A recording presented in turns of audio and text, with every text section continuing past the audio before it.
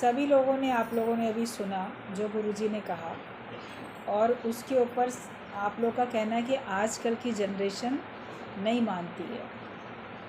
अभी कुछ दिन पहले हमको किसी ने फ़ोन करके बात की, तो वो सत्संग में आती हैं, दूसरे शहर में रहती हैं, उनकी लड़कियां हैं टीनेजर्स, वो लोग भी बहुत प्रेम करती हैं हमारे साथ में, आती हैं जब जब तो बड़े प्यार से मिलने आती हैं। सत्संग वो भी पसंद करती हैं लड़कियां, परिवार पूरा सत्संग पसंद करता है।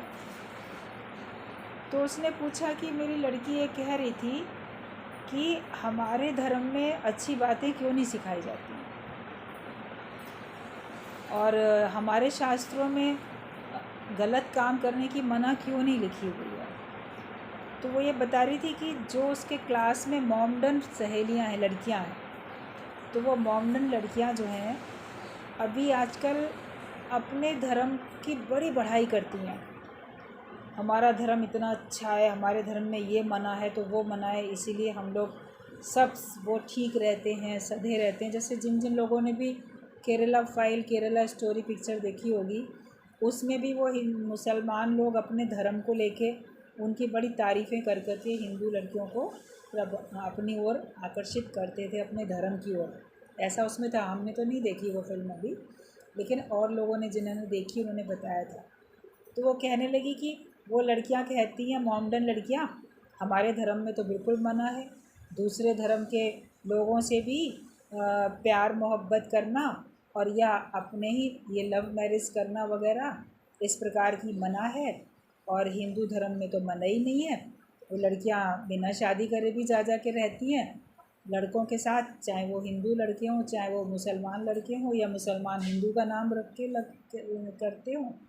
तो हमारे धर्म में तो मना है, इसलिए हम लोग सब हम लोग की मुसलमान लड़कियां जो हैं वो काटी नहीं जाती हैं, और हिंदू लड़कियां ही टुकड़े टुकड़े करके काट के फेंकी जाती हैं। क्योंकि अक्सर ही ऐसा हो रहा है, कभी दिल्ली में, कभी कहीं कहीं टुकड़े टुकड़े करके हिंदू लड़कियों के फेंके जा रहे हैं, क्योंकि वो लड़कियां बिना शादी किए किन्हीं न किन्हीं लड़कों के साथ में ऐसे ही रह रही हैं, शारीरिक संबंध बना के, और नाम कि हम बड़ा प्रेम करते हैं। तो प्रेम ये थोड़ी होता है, ये तो वासना हुई, तो ये तो अधर्म हुआ। तो वो बोली कि वो लोग कहती हैं हमारे धर्म में ये सब मना है, इसलिए कोई नहीं करता, इसीलिए मुसलमान लड़कियां कभी नहीं काटी जाती, और हिंदू धर्म में मना ही नहीं है, इसीलिए हिंदू लड़कियां काटी जाती। तो उस लड़की को बड़ा ख़राब लगा।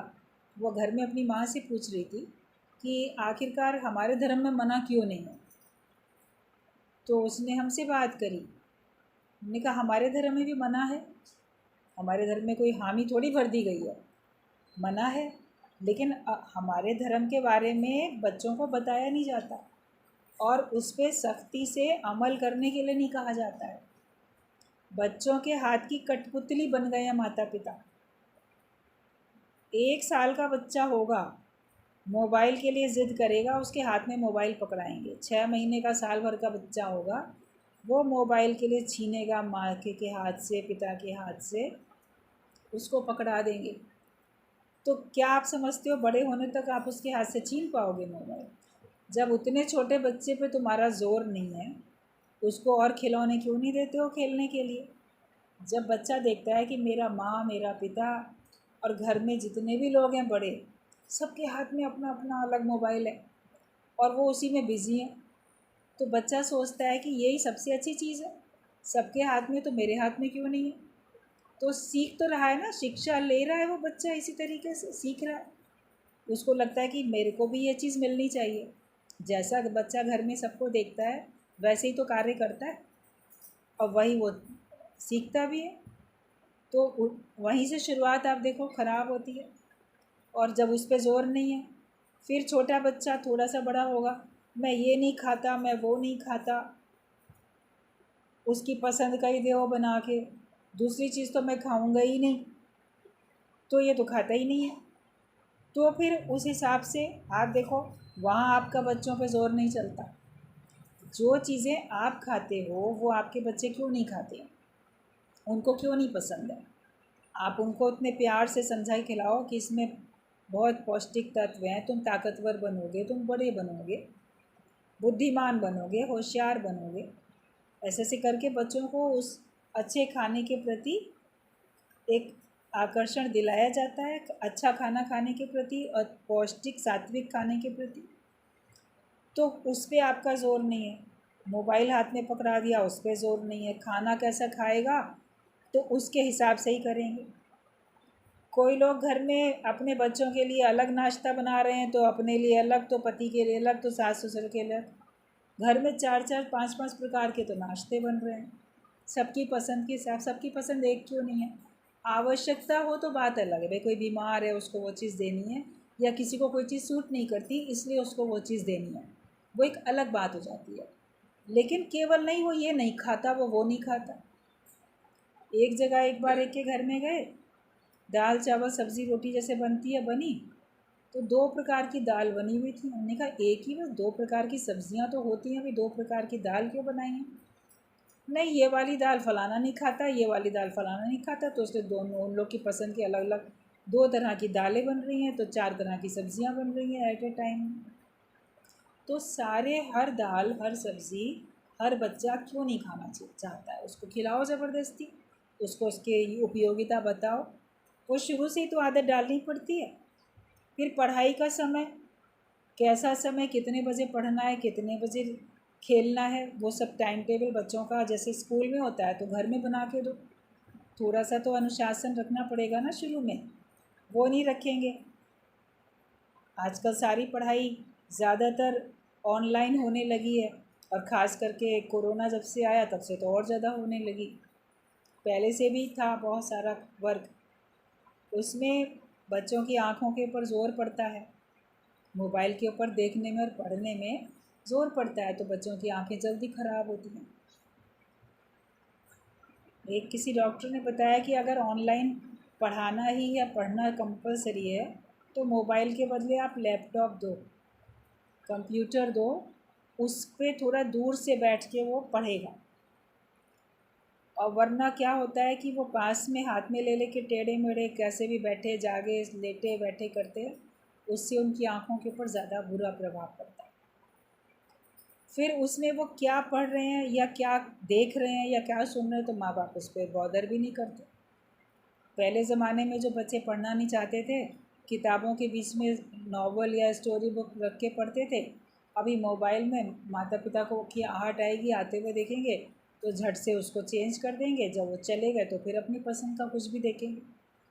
और मोबाइल में तो सारा संसार भरा पड़ा है, हर प्रकार के शास्त्र उसमें हैं, काम शास्त्र भी है, सभी प्रकार के शास्त्र हैं, और बहुत सारी खराबियाँ भी हैं उसमें, जिसको देख के बच्चा वैसे ही गलत काम करना चाहता है। उसको लगता है कि हाँ ऐसा भी हम करके देखें, तो खराबियाँ तो सब शुरू होती है। फिर कितने टाइम कोई जागेगा, कितने टाइम नहीं, रात में पढ़ता है बच्चा, रात में क्यों पढ़ता है? सवेरे सवेरे ब्रह्म मुहूर्त में क्यों नहीं पढ़ता? माता पिता रात में देर तक जागेंगे तो बच्चे भी देर तक जागेंगे। माँ बाप अगर फंक्शन पार्टी में रात के 2 बजे तक जागेंगे तो उनके संग के बच्चे भी गए, वो भी 2 बजे तक जागते हैं। आदत तो आप ही लोगों ने ख़राब की है ना बच्चों की, तो वही आदत उन लोगों को पड़ जाती है। उनके सोने का उनके जागने का क्यों नहीं समय आप लोग निश्चित करते हो? बचपने में ही तो अच्छे आदतें पड़ती हैं ना, जो आदतें पड़ जाती हैं, जो संस्कार पड़ जाते हैं तो वो स्थायी रहते हैं। और शुरू से उनको सबके प्रति प्रेम रखना और एक अच्छाई, ईमानदारी, सच्चाई नहीं सिखाई जाती है। जो भी रीति रिवाज हैं वो नहीं सिखाए जाते हैं। कपड़े पहनना शुरू से बच्चों को उस प्रकार के कपड़े पहनाए जाते हैं, छोटे छोटे बच्चों को भी, फिर बड़े होने तक आप नहीं गौर करते हो। अभी तो बिल्कुल, बाकी देखो मॉडर्न लड़कियों को देखो, पूरा ऊपर से लेके पीछे नीचे तक पहन के बुर्का चल रही हैं, अपना नकाब पहन के चल रही हैं, और वो ज़िद कर रही हैं नहीं हम तो नकाब पहनेंगे। और हिंदू लड़कियां जितना ज़्यादा कपड़े उतार के चल सकें उतना ज़्यादा उतार के चलना पसंद करें। ये भी गुरुजी ने कहा ना कि उनको तो पैसा मिलता है, फिल्मों में जो काम करती हैं लड़कियां या मॉडल्स, उनको तो पैसा मिलता है, तुमको पैसा थोड़ी मिल रहा है जो तुम बिना कपड़े पहने घूम रही हो। और तो उनको देख के नकल करते हैं, अकल का इस्तेमाल नहीं करते, नकल करते हैं।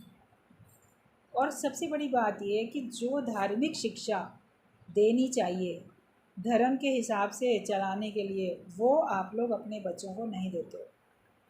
एक बार हम एक जगह पर गए थे, तो वहाँ पे कोई ऐसे आयोजन था पूजा पाठ का, तो जो हवन कराने के लिए जो पंडित जी आए हुए थे, उन्होंने एक बात जितने भी लोग बैठे थे उनसे पूछी कि आप सब लोग हिंदू हैं, और अब हमारे हिंदू धर्म में 4 वेद होते हैं, तो क्या आप लोगों ने 4 वेद का नाम सुना है? चारों वेदों का नाम भी पता है किसी को? या किसी ने चारों वेद अपनी आँख से देखे भी हैं, या एक भी वेद देखा है? तो ज़्यादातर लोग खामोश थे। तो जो लोग जानते थे, जिन्होंने जाना है, उन्होंने बताया, लेकिन ज़्यादातर खामोश थे। तो बोले जब आप अपने घर में वेद शास्त्र ये सब रखोगे नहीं, बच्चों को दिखाओगे नहीं, उनको पढ़ाओगे नहीं, तो वो अपने धर्म के बारे में जानेंगे कैसे? हम लोग ने तो शुरू से बचपन से अपने घर में हर प्रकार की धार्मिक पुस्तकें देखी भी और उनको सुना भी और आँखों से पढ़ा भी, उसमें इंटरेस्ट भी जगा। गर्मी की छुट्टियाँ होती थी तो जाना होता था नानी के घर पे।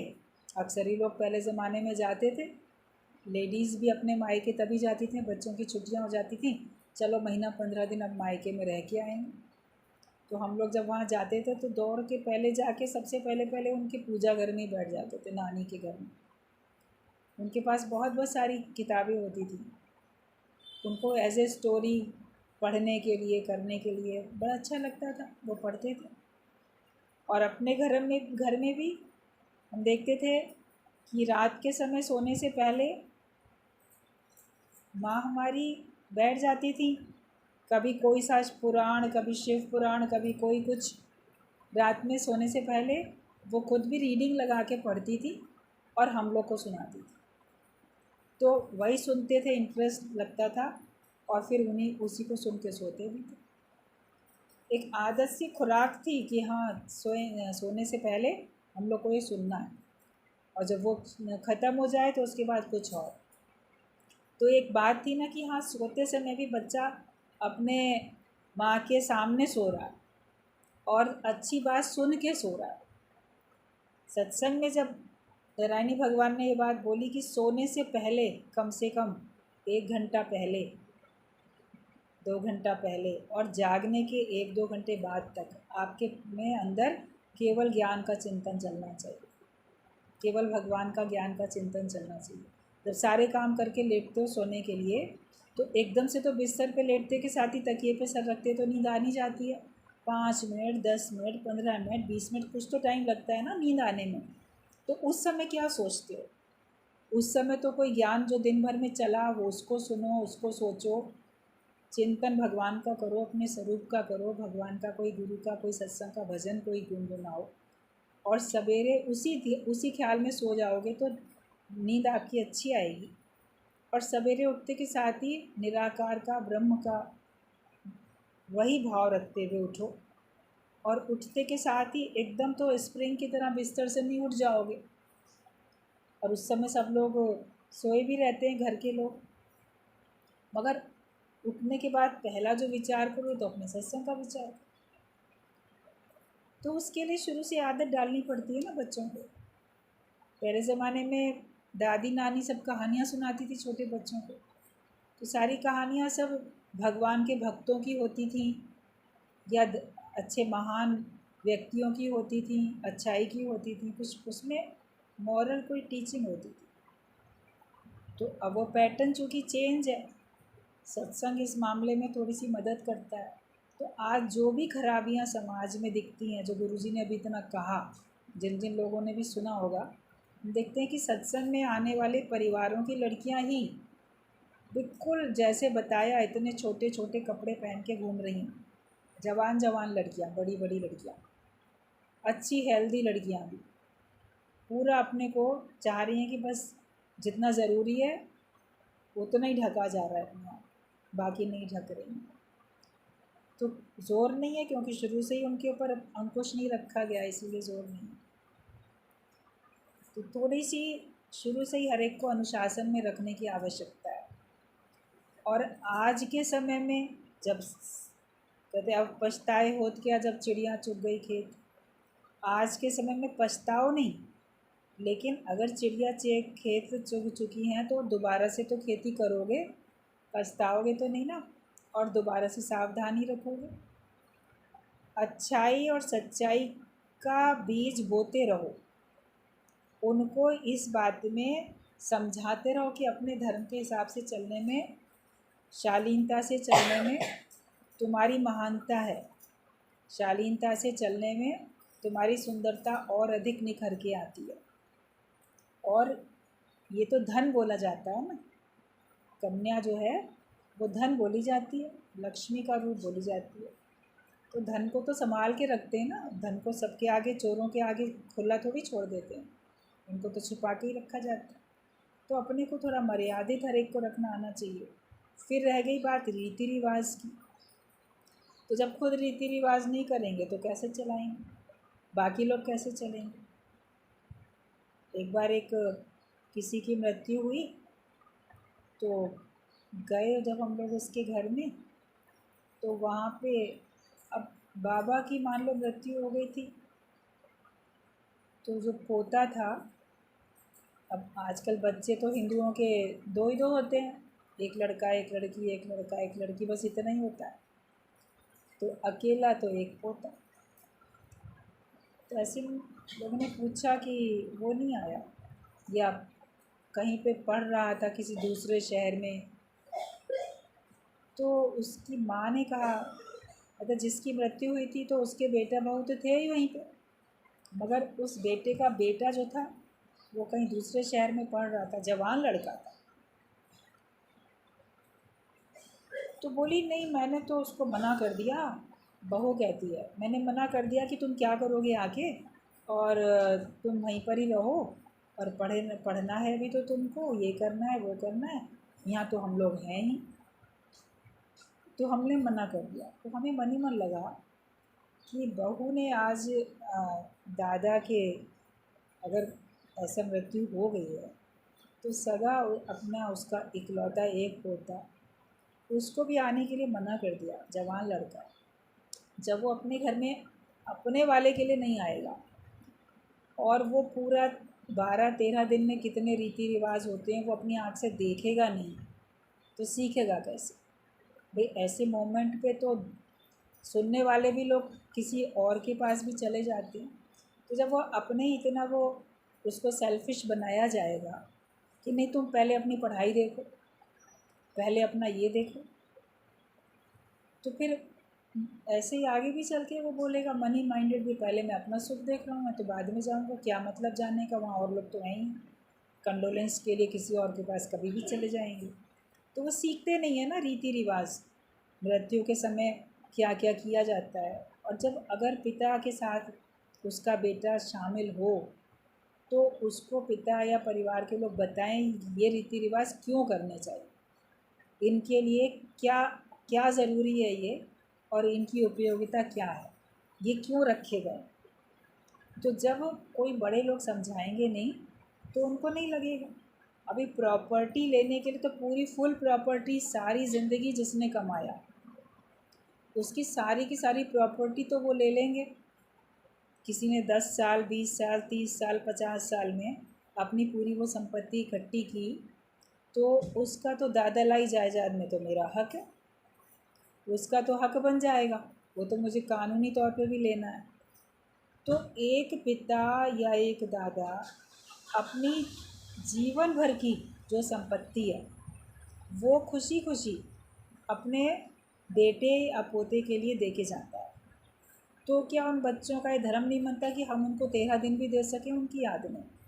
उन्होंने तो सारे जीवन का पैसा इकट्ठा किया हुआ दे दिया, और तुम लोग अपनी समय के पैसों के कारण या अपने सुख के कारण से क्यों नहीं 13 दिन तक तुम कंडोलेंस के लिए शांत होकर बैठ सकते हो। अभी तुम खुद बीमार पड़ जाओ, हॉस्पिटल में रहना पड़े, तो क्या महीना भर नहीं अस्पताल में पड़े रहोगे अपने लिए, या अपनी पत्नी एडमिट हो जाए, या अपना खुद का छोटा बच्चा एडमिट हो जाए, तब तो इंसान मोह के मारे अस्पताल में अपना नौकरी से लीव विदाउट पे लेके भी बैठ जाएगा, या अपनी दुकान बंद करके भी बैठ जाएगा।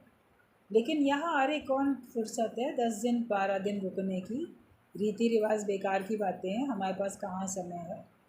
तो जब आप लोग इम्पोर्टेंस नहीं दिलाओगे तो वो लोग क्यों उसको महत्व देंगे। इसी तरह से सारे रीति रिवाज ख़त्म हो जाते हैं, पूजा पाठ भी ख़त्म हो जाती है, त्यौहार मनाने भी ख़त्म हो जाते हैं। ये तो बेकार की बातें हैं, छोटे छोटे रीति रिवाज त्यौहार तो सब खत्म, बहुत सारी बातें ख़त्म हो जाती हैं, क्योंकि उस पर आप ही लोग उसको टालते हो। समय खर्च होगा, इम्पोर्टेंस किसी और चीज़ की देते हो, रिश्तों को अहमियत ना देते हुए रीति रिवाज को या त्योहारों को। हर त्यौहार से जुड़ी हुई कहानियाँ होती हैं। त्यौहार तो मना लेता है हर व्यक्ति, रक्षाबंधन आएगी तो वो मना लेंगे, करवा चौथ आएगी तो वो मना लेंगे, होली दिवाली दशहरा सब सारे त्यौहार मनाएंगे वो। तो हर एक त्यौहार से जुड़ी हुई स्टोरी भी तो होती है। वो स्टोरी अगर कोई मनाए और कोई बताए तो उनको पता चलेंगी, तो हमारे शास्त्रों में क्या लिखा है और उसके पीछे क्या कारण है, जेन्युइन कारण भी तो पता चलेगा ना। तो वो तो मालूम होना ज़रूरी है, तो वो किसी को पता होता नहीं है। और खुद ही अरे दिखावा है, ढकोसला है, ऐसा कह देते हैं, तो फिर और लोग तो ना करने का बहाना चाहिए, तो वो नहीं करते कि नहीं कंपलसरी है।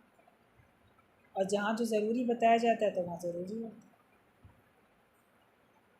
हमने देखा हमारे घर में जब मदर का शरीर शांत हुआ तो जैसे मम्मी के मामा का,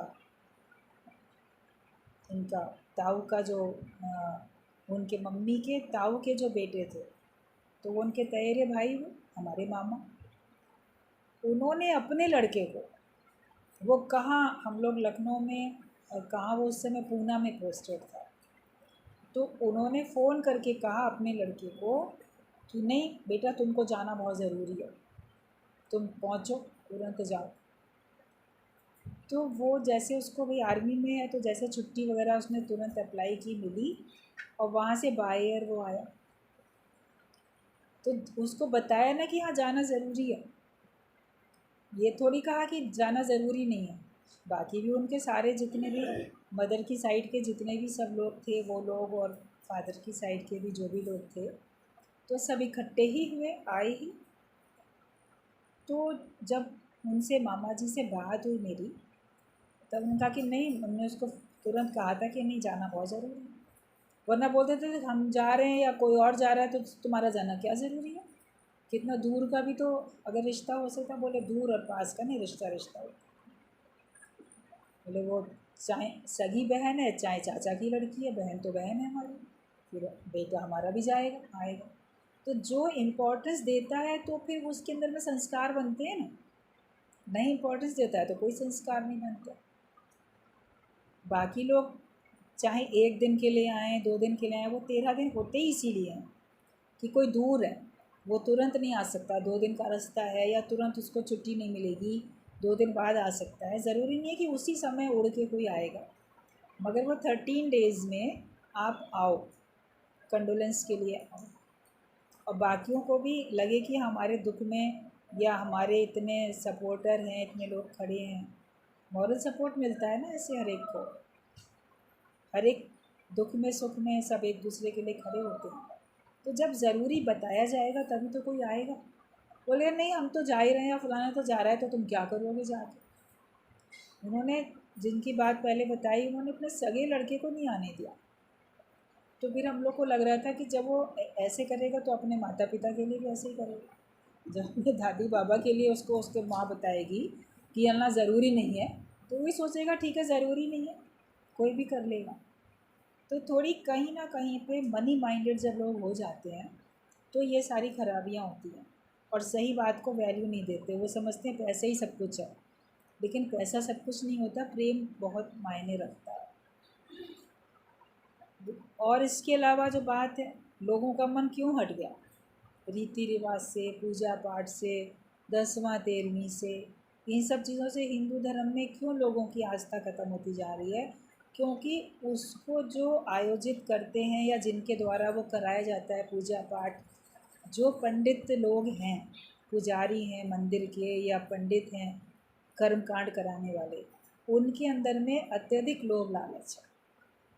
उस वजह से भी लोगों का मन हटता चला जा रहा है, क्योंकि वो कोई विद्वान नहीं होते हैं, वो ऐसे ही नाम मात्र के होते हैं और उन्होंने पूरी तरह से खुद ही नहीं सीखा होता है। उनको खुद ही पूरे मंत्र नहीं मालूम, उनको खुद ही सारी बातें धर्म के बारे में नहीं मालूम है। उनको सिर्फ पैसा मालूम है कि कौन कितना अमीर परिवार है, वहाँ जाके मैं कितना पैसा ले सकता हूँ। और उस दुख के गम के मौके पे भी, मृत्यु के अवसर पे भी वो लोग पैसा लेने से चूकते नहीं। खुशी का मौका हो चाहे दुख का, कैसा भी हो, सुख का दुख का कैसा भी अवसर हो, तो उनके अंदर में जो अत्यधिक माया के प्रति, पैसे के प्रति लोभ लालच है, उस वजह से भी लोगों का मन हट जाता है। आपकी भक्ति भावना ख़त्म हो जाती है। आप मंदिर में जाओ और वहाँ पे व्यर्थ का चढ़ावा चढ़ाने के लिए पुजारी बोलेगा तो आपका मन करेगा हम तो भावना से आए ना, यहाँ इतने रखो, यहाँ इधर रखो, इधर रखो। ज़बरदस्ती भी तो आप लोगों से पैसा लिया जाता है। एक बार कुछ समय पहले हम लोग ऐसे ही गए थे मथुरा वृंदावन में, तो वहाँ पे किसी एक मंदिर में, कई सारे मंदिर हैं, एक तो मुख्य मंदिर होता है, दो मुख्य मंदिर होते हैं, लेकिन बाकी भी और कई मंदिर होते हैं। तो ऐसे किसी एक मंदिर में गए तो वहाँ पे बिठाल के बैठो, पहले पहले बैठो, बिठाल के पहले कुछ ना कुछ छोटी मोटी बात बताएंगे, फिर इतना रखो। वो ये सब उनका चलता है खेल। कोई औरों को, किसी और ग्रुप को उन्होंने बिठा रखा था, तो उनको सारी बातें कुछ बता रहे थे। हम लोग सत्संग के लोग, हम लोग भी वहाँ तक पहुँच गए। तो वो पहले कहता है नहीं नहीं, पहले उधर की परिक्रमा कराइए ना, तब इधर आइएगा दर्शन करने, ताकि इतनी देर में उन लोग से जितना लेन देन करना है कर ले, निपटा ले। जो भी था, हम लोग ने कभी, हम लोग के पैरों में तो कहीं घूम घूम के आ रहे, इतना दर्द है, कौन परिक्रमा, 7 परिक्रमा कितनी कौन करेगा। एक आध परिक्रमा करके कुछ लोग वहीं खड़े हो गए। तो उसने झट से क्या किया, मूर्ति के आगे पर्दा डाल दिया। बोला नहीं ऐसे थोड़ी दर्शन मिलेंगे, पहले वो रखोगे, अपना कुछ दक्षिणा रखोगे तब ये मूर्ति के दर्शन। अब इस प्रकार का लोग लास्ट, हम लोगों ने कहा हम लोग तो मूर्ति पहले ही देख चुके, अब हम क्या करेंगे, हम लोग तो पहले ही खड़े होके, जब दूसरे को बता रहा था हम लोग तभी देख ही लिया था, हम लोग चले आए पलट के। तो वो पता नहीं क्या क्या बड़बड़ करने लगा। हमने कहा एक तरफ तो मंदिर का पुजारी और एक तरफ उसको इतना लोभ लालच है। अब ऐसे जो तीर्थ क्षेत्र में एक दिन में हज़ारों की संख्या में लोग जाते हैं, और हज़ारों की संख्या में अगर 1 रुपया भी एक व्यक्ति चढ़ाएगा तो 1000 तो उनके हो ही गए। और आजकल 1 रुपया तो मेरे ख्याल से कोई नहीं डालता है, भिखारी भी नहीं लेता 1 रुपया। और 10, 11, 21 रुपये में तो उन लोग का मुँह सीधा नहीं होता पंडितों का। तो इस वजह से लोग कहते हैं कौन जाए तीर्थों में, कौन जाए मंदिर में, तो आस्था ख़त्म होती जाती है। तो इसमें दोषी घर भी है, परिवार भी है, समाज भी है, और जो धर्म के ठेकेदार अपने को बना के चलते हैं, मंदिरों को और भगवान को केवल अपनी निजी संपत्ति समझते हैं, वो लोग भी जिम्मेदार हैं। तो इसलिए ये सब खराबियाँ आती हैं। सारी खराबियों से बचाने के लिए सत्संग है, सारी खराबियों से पूरी तरह से सुजाग करने के लिए सत्संग है, जो कि आपको मूर्ति के प्रति कोई नफ़रत भी नहीं दिलाता, मूर्तियों के प्रति कोई अविश्वास भी नहीं दिलाता, लेकिन ऐसे मूर्ति पूजा में कोई लिपायमान भी नहीं करता। ये मूर्ति तो आपके मन में बसी हुई है, मन मंदिर में ही भगवान की मूर्ति बसी है, और जो मूर्ति वहाँ है तीर्थों में, वो मूर्तियाँ आपके घर में भी हैं, तस्वीरें, कैलेंडर, मूर्ति सब। कहीं भी जाओ, हमारे साथ अगर कोई किसी तीर्थ क्षेत्र में कभी जाता भी है, सत्संग के लोग अगर कभी जाते भी हैं, तो पहले ही उनको सुझाव कर दिया जाता है कि आप जो हो अपना धार्मिक भावना से चल रहे हो, या घूमने के हिसाब से चल रहे हो, या गुरु का संग करने के लिए चल रहे हो, वो एक अलग बात है। लेकिन वहाँ पे अंधविश्वास कोई नहीं अपना फैलाएगा। जितना आपको चाहिए, आप एक छोटे पर्स में थोड़ा उतना पैसा रख के जाओ, मन हो तो कहीं जितना आपकी स्वेच्छा उतना आप डालो, वरना क्या ज़रूरत है डालने की। बोलते जो हमें दे रहा है भगवान, उसको हम क्या दे सकते हैं। लेकिन मंदिर का रख रखाव होता है, या जो पुजारी है उसके परिवार के लिए, भाई वो तो कोई और नौकरी नहीं करता, तो उसका इसी से चलता है। इसलिए लोग देते भी थे कि ठीक है, इस बहाने से होगा। लेकिन वो जो घसीटने लग जाते हैं ज़बरदस्ती का आपकी जेब खाली कराने के चक्कर में, वो चीज़ गलत है। तो धर्म तो उनको भी जानना चाहिए, धर्म आपको भी समझना चाहिए। जब सही तरीके से आप सभी लोग अपने अपने धर्म का पालन करेंगे तो काम चलेगा। हम लोगों ने एक बार ऋग्वेद लेके आए तो उसको पढ़ा। अब ऋग्वेद में सबके धर्म के बारे में बड़ा डिटेल, बड़ा अच्छा लिखा है। राजा का धर्म क्या होता है, प्रजा का धर्म क्या होता है, घर में जितने भी लोग हैं संबंधी, उनके धर्म क्या होते हैं, गुरु का धर्म क्या होता है, शिष्य का धर्म क्या होता है, सभी दिए हुए। अगर ये इस हिसाब से लोग चलें तो संसार में ना पाप रहे ना अपराध रहे, और सारा संसार खुद भी सुखी रहे, खुद भी खुश रहे, और दूसरे को भी सुखी रखे, दूसरे को भी खुश रखे। सबसे बड़ी बात खराबी की होती है हमारे अंदर में लोभ लालच। बोला गया है भगवत गीता में भगवान कृष्ण ने कि काम क्रोध और लोभ नरक के द्वार हैं। आपके अंदर कामनाएं वासनाएं हैं तो गिराती हैं, नरक में फिर जाओगे आप, क्योंकि उसकी वजह से आप पाप करोगे। क्रोध, कामना पूरी नहीं होती, आपको क्रोध आता है, तो क्रोध भी के कारण से भी आप नरक में जाओगे, क्योंकि आप दूसरे का बड़ा दिल दुखाओगे और अपना भी खून जलाओ तो भी आपको नरक में जाना पड़ेगा। लोभ, आपकी कामना पूरी हुई तो और लोभ बढ़ता है, तो कामनाओं की पूर्ति तो वो आपको इस आपकी इच्छाओं को और स्फूर्ति देती है और बढ़ती हैं। जितना आपका लोभ लालच बढ़ता है, पूरा होता है, उतना और बढ़ता जाता है। तो लोभ के कारण से व्यक्ति कितने पाप करता है। आज जितनी भी मिलावट होती है और जितने भी आप देखो, सब लोभ के कारण ही तो होता है। खाने पीने की चीज़ों में भी आप मिलावट कर लेते हो, कोई भी चीज़ शुद्ध नहीं है। तो इसके लिए आखिरकार हमारा लोभ ही तो जिम्मेदार है। सब्जियों में भी इंजेक्शन लगा के, वो भी आपको, फलों में भी, और भी बहुत सारी चीज़ें, क्या क्या। अभी एक दिन पेपर में पढ़ रहे थे, जो सब्ज़ी छौंकने के लिए आप लोग हींग ज़ीरा लाते हो, जो ज़ीरा है उसमें भी इतनी मिलावट करके डालते हैं कि झाड़ू की जो तिनके सीके होती है ना, वो छोटी छोटी काट के मिला देते हैं। तो वो जो है ऐसे लगेगा कि हाँ ज़ीरा ही है साथ है। वो झाड़ू की जो तिनके सीके होती हैं उनको छोटा छोटा काट के मिलावट की जाती है। तो वो बल्कि खाने में जब जाती है तो आप छौंकते हो, तो असली ज़ीरा तो आपका जैसे उसका भुन के ऊपर आएगा फूल की, वो तो ऐसे ही झुलस जाती हैं, और वो खाने में आपके शरीर में उससे काफ़ी नुकसान भी होते हैं। किसी भी प्रकार की चीज़ मिलावट का नुकसान, मतलब कहाँ कहाँ तक मिलावट करने वालों की बुद्धि जाती है। वो पिसे हुए मसाले, साबुत मसाले, ये वो, तो हर चीज़ को बाज़ार से लाने के बाद कितना ज़्यादा आपको बीनने फटकने की ज़रूरत है।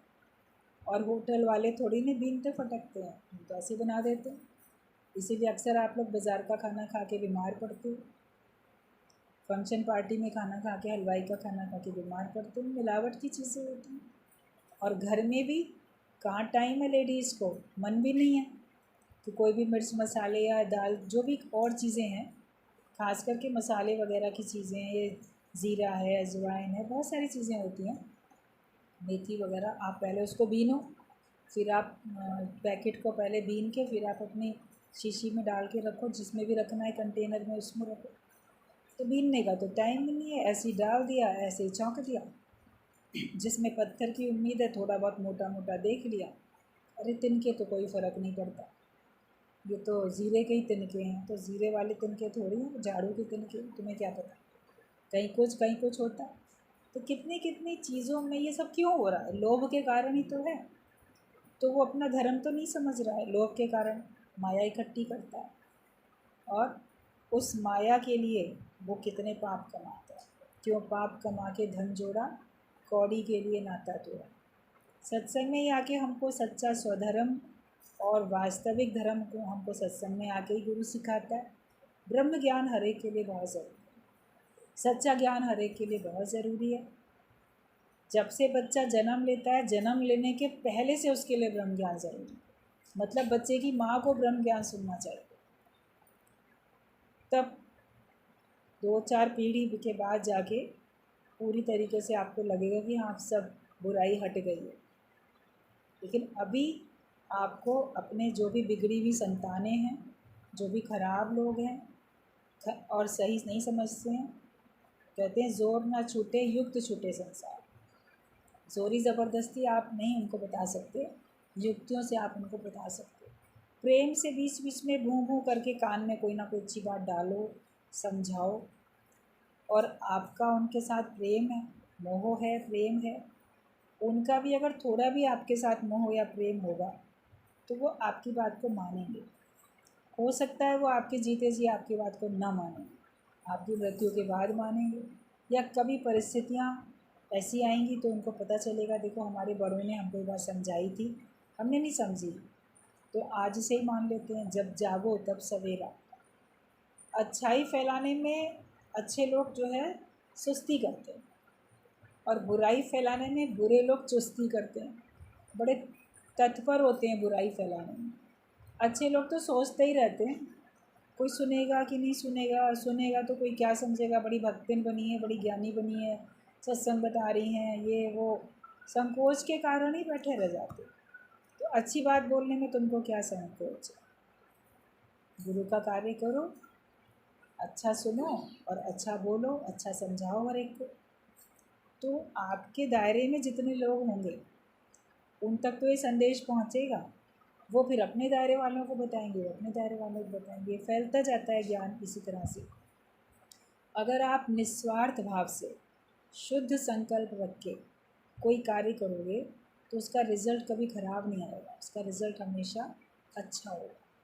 तो हम लोगों को हमेशा अच्छा ही सोचना, और अपना स्वार्थ मत रखो। दुनिया में तो लोग स्वार्थ रख के कार्य करते हैं ना, तो उसके रिज़ल्ट खराबियाँ आती। खुद आप निस्वार्थ बनो कि मुझे जगत में अच्छाई फैलानी है, मुझे भगवान अच्छाई फैलाने का निमित्त बनाओ, मुझे बुराई फैलाने का निमित्त नहीं बनाओ। और ख़ुद जो समझो जिससे आपको वास्तव में सच्चा फ़ायदा पड़ा, उतना ही आप भी दूसरों को बताते जाओ। गुरुजी का कहना होता था जो तुमने समझ लिया वो ही समझाओ। पूरा ज्ञान आपको नहीं आता है, जितना आता है उतना तो समझाओ कम से कम। तो फिर आपके ऊपर दोष नहीं है कि इन्होंने जाना भी और इन्होंने बताया। एक आँख, जिसको आँखों में रोशनी है, वो अगर किसी अंधे को गिरते हुए देखता है, गड्ढे में गिरते हुए, तो बचा लेता है ना। अंधे को तो पता ही नहीं मैं आगे चल के गहरे गड्ढे में गिरने वाला हूँ, कुएं में गिरने वाला हूँ, ये आगे कहीं रोड क्रॉस में करूँगा या रेलवे लाइन है या कुछ मेरा नुकसान होने वाला है, अंधे को पता नहीं है। लेकिन उसको अगर कोई देख रहा है, जिसको आंखों में रोशनी है, उसको पता है, तो उसका धर्म बनता है ना उसको बचाना। तो हमारे पास ज्ञान के नेत्र हैं, विवेक की हमारी आँख खुली हुई है, हमको समझ है क्या अच्छा है तो क्या बुरा है। माया में तो सब अज्ञानी, जैसे कि आँख उनकी ना देखने के बराबर है। आँखें उनकी जगत देखती हैं लेकिन सच्चाई और अच्छाई को देख नहीं पा रही, उनका मन अंधा है, मन अंधे ने जन्म गंवाया। तो उसको आप लोग को सुझाव करना।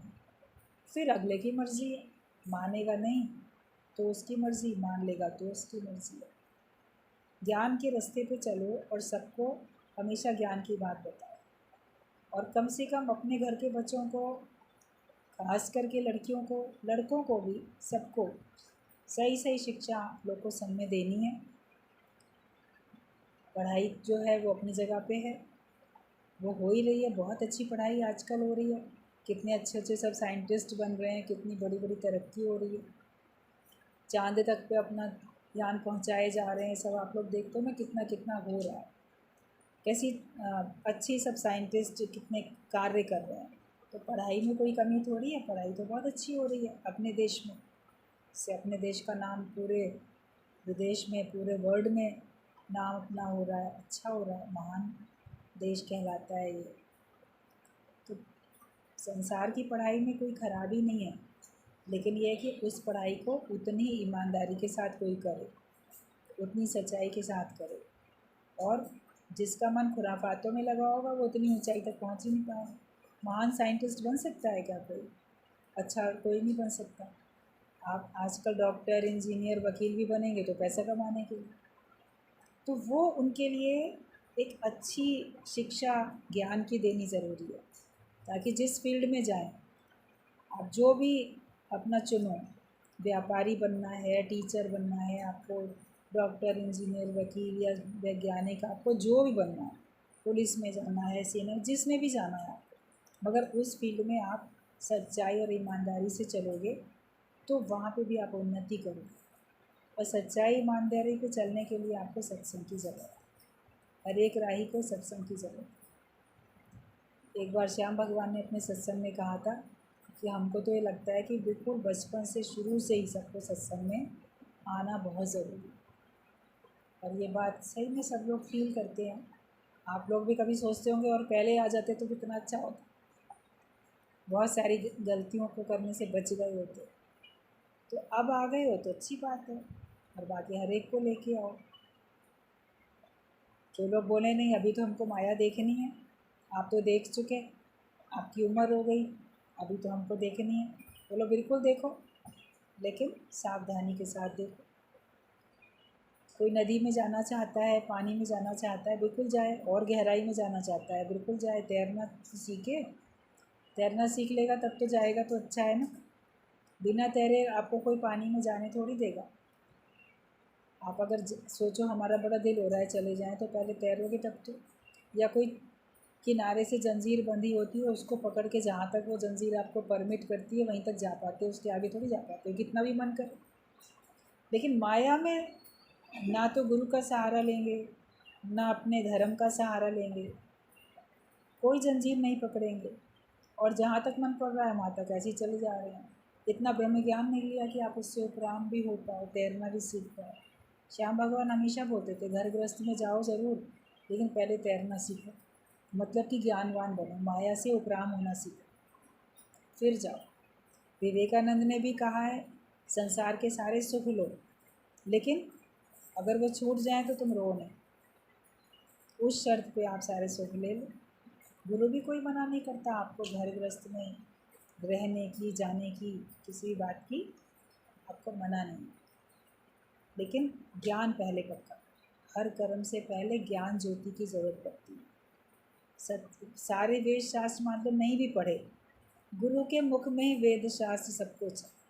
अगर आप केवल ब्रह्म ज्ञान को सुनोगे गुरु के मुख से, तो आपको सारे वेद शास्त्रों का निचोड़, सारे धार्मिक ग्रंथों का निचोड़ सब अपने आप मिलेगा। अलग से पढ़ने की फुर्सत ही नहीं है, टाइम ही नहीं है, और जानना भी ज़रूरी है, तो सत्संग में ही आना ज़रूरी है। उसी में आपको सार तत्व मिल जाता है, फिर आपको कहीं भी किसी प्रकार कहीं विघ्न नहीं पड़ता, किसी प्रकार की आपको परेशानी नहीं आती है, और आप अपने धर्म को और अपने आप को लज्जित भी नहीं करते हो। फिर गुरु आपको इतना बचा लेता है कि आपको अपने धर्म के ऊपर, अपने कर्म के ऊपर नाज होता है। आप अपने कर्म दिव्य कर्म कह पाते, वरना भगवान कृष्ण की तरह अपने दिव्य कर्म कहाँ कह सकते हो। भगवान ने तो कहा मेरा जन्म दिव्य, मेरा कर्म दिव्य। तो आपने अपना जन्म दिव्य बनाया, या वही माया के घेरे में पड़े हो, या अपने कर्म कैसे हैं, अपना कर्म अपना दिव्य बनाओ, तो फिर आप देखोगे आपको वो सब कुछ मिलेगा जो वास्तव में जिसके आप हकदार हो। अच्छाई के रास्ते पे चलो और सबको अच्छे रास्ते पे लगाते जाओ, यही केवल एक काम सबको करना। और जो गुरु जी ने बताई बात, उसको गुरु की बात ऐसे ही नहीं होती है, व्यर्थ नहीं होती, लेकिन उसके पीछे कोई रहस्य है।